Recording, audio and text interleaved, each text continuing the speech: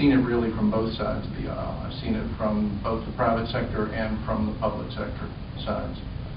And I've seen the kinds of things that have worked, and I've seen the kinds of things that have not worked at tremendous cost, both in terms of just physical assets, money, and in some instances, the safety of or the very lives of the people that could have been otherwise helped had there been accurate and timely flow of communications.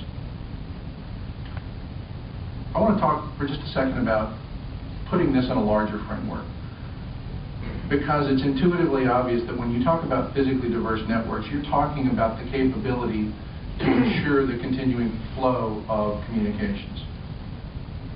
But what's the overall setting for that? What's the larger matrix or bigger picture look like?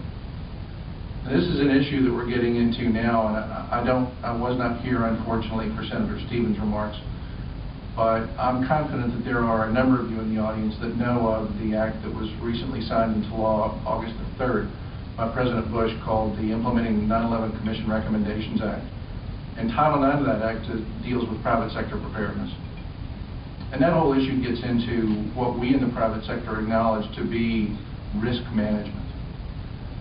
And risk management is really the umbrella term that we're looking at, and it is a fiduciary obligation of the senior executives of corporations.